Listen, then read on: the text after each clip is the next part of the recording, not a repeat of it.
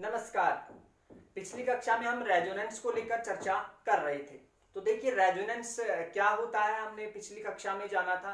वो किन किन बातों को साथ लेकर चलता है, यानी कि अपन यूं कह सकते हैं कि पाई इलेक्ट्रॉन, लोन पेयर और रेडिकल्स का विस्थानीकरण ही क्या कहलाता है, रेजोनेंस कहलाता है। उसके बाद में हमने जाना था कि किस प्रकार की किन किन बातों को लेकर चर्चा करता है रेजोनेंस। एक हमने वहां पे जाना था कि किस प्रकार से वो काल्पनिक एक कॉन्सेप्ट है, वहां पे एटम्स का विस्थानीकरण ना होकर केवल इलेक्ट्रॉनों का होगा, और वहां पे एक प्रकार से वो क्या है, एक परमानेंट इफेक्ट है। एक प्रकार से स्टेबल, वहां पे क्या है, स्टेबिलिटी बढ़ाने का काम करता है कौन, रेजोनेंस। तो ये और एक बात और थी हमने वहां पे जानी थी कि वो दूरी के ऊपर यानी डिस्टेंस के ऊपर डिपेंड रेजोनेंस नहीं करता है। आज हम कुछ बातें और जानने वाले हैं रेजोनेंस के बारे में, और आपने रेजोनेंस पिछली कक्षाओं में भी आपने पढ़ा होगा, और वहां पे एक शब्द आया होगा आपके पास में, अनुनादी संरचना। तो जी हाँ, अनुनादी संरचनाएं क्या होती हैं, वो किस प्रकार से बनाई जाती हैं और क्यों बनाई जाती हैं, इसके ऊपर हम यहाँ पे आज चर्चा करने वाले हैं। तो जी हाँ, आज का हमारा टॉपिक डालिए अनुनादी संरचना, जिसे अपन रेजोनेटिक स्ट्रक्चर के नाम से भी जानते हैं। अनुनादी कि ये अनुनादी संरचनाएं क्यों बनाई जाती हैं, इसके ऊपर हम चर्चा करेंगे। अनुनादी संरचना, इसका अन्य नाम भी यदि मैं बात करूं तो अन्य नाम इसका कैनोनिकल संरचना होती है। जी हाँ,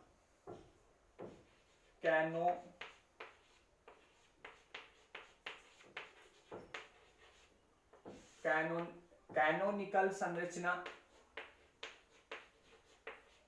और दूसरा यदि अन्य नाम से भी और जान सकते हैं, जिसे अपन क्या बोल सकते हैं, काल्पनिक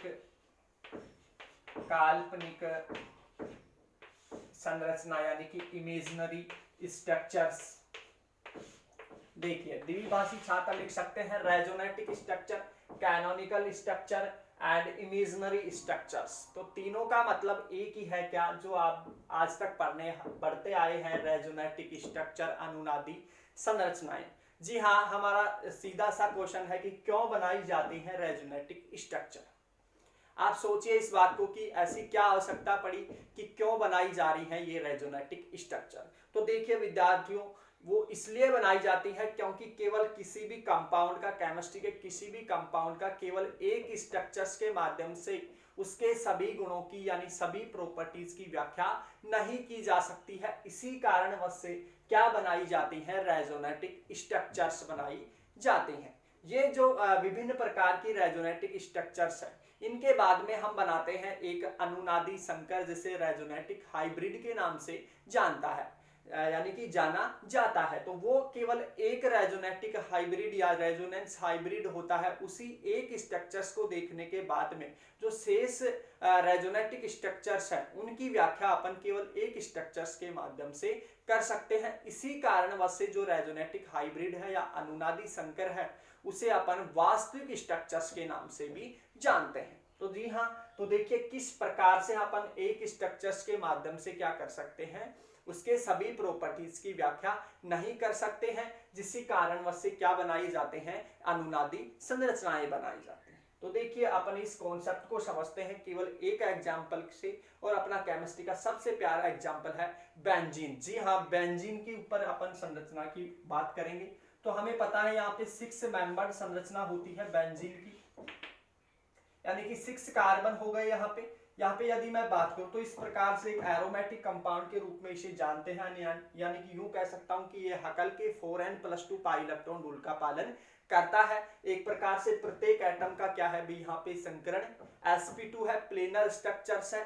तो ऐसी जो प्रॉपर्टीज यहाँ पे कंप्लीट साइक्लिक रेजोनेंस प्रेजेंट है, वो किस प्रकार से प्रेजेंट है वो अपन चर्चा यहाँ पे करेंगे। तो ऐसे कंपाउंड एरोमेटिक कंपाउंडिंगों की प्रॉपर्टीज के अंतर्गत आते हैं।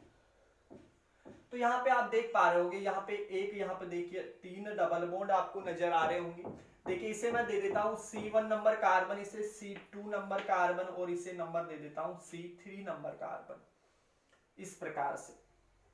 तो यहाँ पे आप देख पा रहे होंगे, यहाँ पे C1 है, C2 है, C3 है। तो यहाँ पे मैं लिख सकता हूं कि जो C1 एंड C2 है, इन दोनों के मध्य में कौन सा बॉन्ड है भाई, यहाँ पे यानी कि डबल बॉन्ड है। इस प्रकार से रिप्रेजेंट कर देता हूं, डबल बॉन्ड है। तो यहाँ पे डबल बॉन्ड है, तो इसकी बॉन्ड लेंथ की यदि मैं बात करता हूं तो इसकी बॉन्ड लेंथ क्या है भाई, 1.34 एंगस्ट्रम है। दूसरी यदि मैं बात करता हूं C2 और C3 के बीच में, जी हाँ C2 एंड C3 के बात में, तो इसकी क्या है भाई, यहाँ पे बॉन्ड लेंथ की बात करूं तो इसकी सिंगल बॉन्ड है, सिग्मा बॉन्ड है केवल, तो इसकी जो बॉन्ड लेंथ हो जाती है वो हो जाती है 1.54 एंगस्ट्रम। एंगस्ट्रम इसकी यूनिट में यहाँ पे बात कर रहे हैं। तो यहाँ पे C1 से C2 की बात करें तो 1.34 एंगस्ट्रम है, और यहाँ पे C2 से लेकर C3 की यदि मैं बात करूं तो इसकी बॉन्ड लेंथ यानी बंध लंबाई है 1.54 एंगस्ट्रम है। तो यहाँ पे देखिए मैं समझाना क्या चाह रहा हूं उसके ऊपर हम चर्चा करेंगे। तो देखिए रेजोनेंस में आगे हम रूल पढ़ेंगे कि किस प्रकार से पाई इलेक्ट्रॉनों का विस्थानीकरण होता है और उसके लिए क्या रूल दिया जाता है। तो देखिए उस रूल की एक बार मैं पहले ही चर्चा कर लेता हूं कि मैंने इन बॉन्डों के इलेक्ट्रॉनों को इधर घुमाऊंगा तो आखिर क्यों घुमाऊंगा, उसके ऊपर हम चर्चा करते हैं। तो देखिए यहाँ पे एक कॉन्जुगेटेड स्टेट नजर आ रही होगी आपको कि डबल बॉन्ड नजर आ रहा है, फिर आपको सिंगल बॉन्ड नजर आ रहा है, और फिर आपको आखिर में फिर से डबल बॉन्ड नजर आ रहा है। यानी कि मैं कह सकता हूं इधर यहाँ पे डबल बॉन्ड है, फिर सिंगल बॉन्ड है, और फिर क्या है, डबल बॉन्ड है। ऐसी कंडीशंस में रेजोनेंस रूल के अकॉर्डिंग एक पाई बॉन्ड का दूसरे पाई बॉन्ड की तरफ शिफ्ट हो जाता है, ऐसा रेजोनेंस का रूल कहता है, ऐसा मैं नहीं कह रहा। तो देखिए यहाँ पे पाई बॉन्ड है, यहाँ भी पाई बॉन्ड है, तो ऐसी स्थिति में ये वाले जो पाई बॉन्ड की इलेक्ट्रॉन है इस वाले पाई बॉन्ड की तरफ शिफ्ट हो जाएंगे और इसके नेक्स्ट की तरफ हो जाते हैं। तो अपन यहाँ पे घुमा रहे हैं कि इनको भाई पाई बॉन्डों को। तो देखिए हमने इस बॉन्ड के इलेक्ट्रॉनों को यू घुमाया, इस बॉन्ड के इलेक्ट्रॉनों को यू घुमाया, और इस प्रकार से अपन यहाँ पे कंप्लीट रिंग में एक वलय का निर्माण हो जाता है इस प्रकार से। ये रेजोनेंस का यहाँ पे रेजोनेटिक स्ट्रक्चर्स बनाते हैं, तो इस प्रकार से डबल एरो का रिप्रेजेंट करते हैं, यानी डबल एरो से रिप्रेजेंट करते हैं। अब देखिए यहाँ पे जो C1 यानी कि C1 एंड C2 था, वहां से जो डबल बॉन्ड था अब ये समाप्त हो चुका है। यहाँ पे हमने देखिए समाप्त कर चुके हैं, यहाँ पे डबल बॉन्ड का फॉर्मेशन हो चुका है। इस प्रकार से जो यहाँ पे अब डबल बॉन्ड था, अब वो डबल बॉन्ड यहाँ पे आ चुका है और यहाँ पे आ चुका है। अर्थात यहाँ पे मैं बात करूं यानी कि C1 एंड C2 अब सिंगल बॉन्ड में कन्वर्ट हो चुका है। अर्थात यहाँ पे अब बॉन्ड लेंथ कितनी हो चुकी है, 1.54 एंगस्ट्रम हो चुकी है। और यहाँ पे C2 एंड C3 की यदि मैं बात करता हूं तो यहाँ पे बॉन्ड लेंथ हो चुकी है 1.34 एंगस्ट्रम। तो यहाँ पे हमने इसकी ये रेजोनेटिक स्ट्रक्चर बनाई है। तो यहाँ पे देखिए कुछ प्रॉपर्टीज चेंज हो रही हैं, यानी कि इसकी कुछ प्रॉपर्टीज यहाँ पे क्या थी, पहले ये थी, अब ये रेजोनेटिक स्ट्रक्चर्स में इसकी प्रॉपर्टीज ये है। तो यहाँ पे देखिए हमें अध्ययन से पता चला कि किस प्रकार से कुछ प्रॉपर्टीज हैं जो अपन केवल एक स्ट्रक्चर्स के माध्यम से आइडेंटिफाई नहीं कर सकते। वो कौन सी एक स्ट्रक्चर्स है जिसके माध्यम से उसकी कुछ प्रॉपर्टीज को अपन आइडेंटिफाई कर सकते हैं। इसी कारण से इन दोनों को अपन क्या बोल सकते हैं, एक प्रकार से रेजोनेटिक स्ट्रक्चर्स यानी कि अनुनादी संरचना। अपन इनकी केवल कल्पना कर सकते हैं, अनुनादी संरचना, जिसी कारण से इनको काल्पनिक स्ट्रक्चर्स, कैनोनिकल स्ट्रक्चर्स, या जिसे अपन क्या बोल सकते हैं, अनुनादी संरचनाएं बोल सकते हैं। यदि यहाँ पे मैं बात करूं तो इन दोनों का यदि मैं रेजोनेटिक हाइब्रिड बनाना चाहता हूं या अनुनादी संरचना बनाना चाहता हूं तो किस प्रकार से रिप्रेजेंट अपन यहाँ पे कर सकते हैं। देखिए यहाँ पे कंप्लीट रिंग में डीलोकेलाइजेशन हुआ है, यानी कि कंप्लीट रिंग में पाई इलेक्ट्रॉन्स घूम पाए हैं। इसी कारणवश से यहाँ पे देखिए अपन डॉट्स के माध्यम से यहाँ पे कंप्लीट रिंग में यहाँ पे रिप्रेजेंट इन पाई इलेक्ट्रॉनों को इस प्रकार से कर सकते हैं। तो ये स्ट्रक्चर्स क्या बता रही है कि इस कंप्लीट रिंग में देखिए यहाँ पे C1 एंड C2 की यहाँ पे कंप्लीट बॉन्ड लेंथ की यहाँ पे मैं बात करता हूँ कार्बन 1 से लेकर कार्बन यानी कि कंप्लीट रिंग में जो बॉन्ड लेंथ हो रही है, यानी कि C1 से C2, C2 से C3, यहाँ पे बॉन्ड लेंथ जो अपन आइडेंटिफाई कर पा रहे हैं, तो यहाँ पे टोटल बॉन्ड लेंथ यहाँ पे क्या हो पा रही है, वो हो पा रही है 1.39 एंगस्ट्रम। जो एवरेज यहाँ पे हमने निकाला वो कितना है भाई, 1.39 एंगस्ट्रम। तो एक प्रकार से ये कहलाता है क्या, अनुनादी संकर, अनुनादी संकर,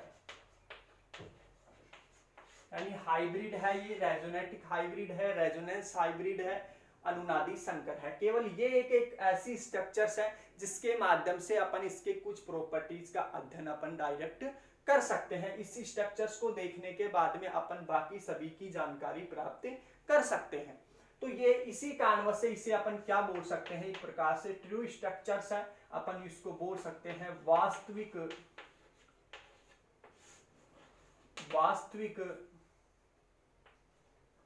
संरचना। तो देखिए ये बातें आपको जानकारी में प्राप्त हुई होंगी कि किसे अपन रेजोनेटिक हाइब्रिड बोलेंगे और किसे अनुनादी संरचना बोलेंगे।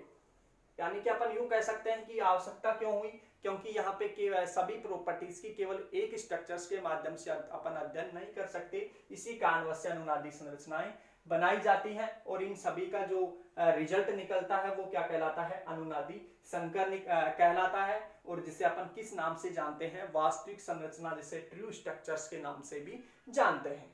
तो यहाँ पे ये फिनोमिना आप यहाँ पे उतार सकते हैं।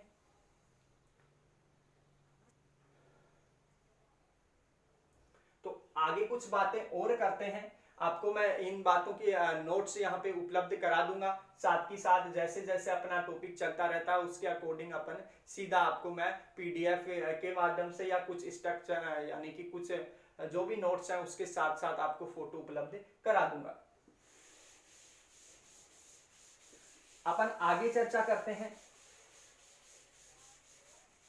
देखिए एक पॉइंट और है इसमें, यदि मैं बात करूं, एक अनुनादी संरचना है और एक क्या है भाई, अनुनादी संकर है, यानी इन दोनों की स्थायित्व की बात करूं तो देखिए अनुनादी संकर का स्थायित्व ज्यादा होता है किसकी तुलना में, अनुनादी स्ट्रक्चर्स की तुलना में। तो जी हाँ, अपन यूं भी लिख सकते हैं, स्थायित्व का क्रम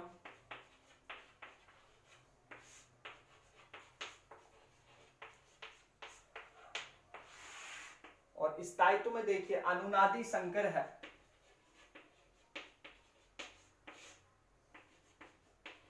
अनुनादी संकर का स्थायित्व ज्यादा होता है अनुनादी संरचना से, यानी कि स्थायित्व का क्रम अनुनादी संकर का स्थायित्व ज्यादा होता है क्या, किसकी तुलना में भाई, अनुनादी संरचना की तुलना में। तो इसका स्थायित्व को देखिए अपन किस प्रकार से निर्धारित कर सकते हैं। सपोज करिए अपन यहाँ पे आगे पढ़ने वाले हैं, अपन मोर स्टेबल रेजोनेटिक स्ट्रक्चर्स की जानकारी अपन लेंगे आगे, किस प्रकार से निर्धारित किया जाता है कि कौन सी रेजोनेटिक स्ट्रक्चर्स मोर स्टेबल है और कौन सी लेस स्टेबल है, आगे रूल के अकॉर्डिंग पढ़ेंगे अपन। तो इसके बाद में यदि मैं बात करूं तो एक वर्ड और आता है रेजोनेंस के अंतर्गत, अनुनादी ऊर्जा या रेजोनेंस एनर्जी। तो जी हाँ, रेजोनेंस एनर्जी क्या होती है इसके ऊपर भी हम चर्चा कर लेते हैं। अनुनादी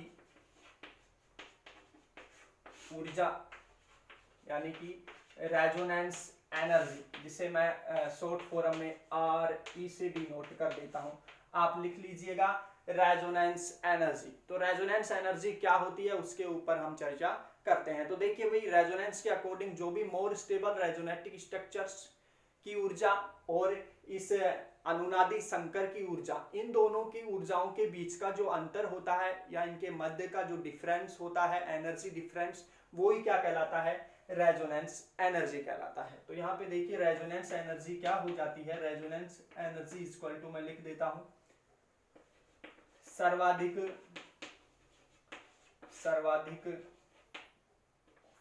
स्थायी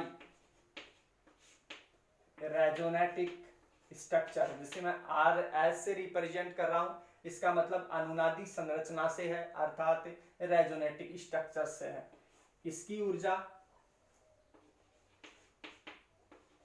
की ऊर्जा तथा अनुनादी संकर यानी कि रेजोनेंस हाइब्रिड अनुनादी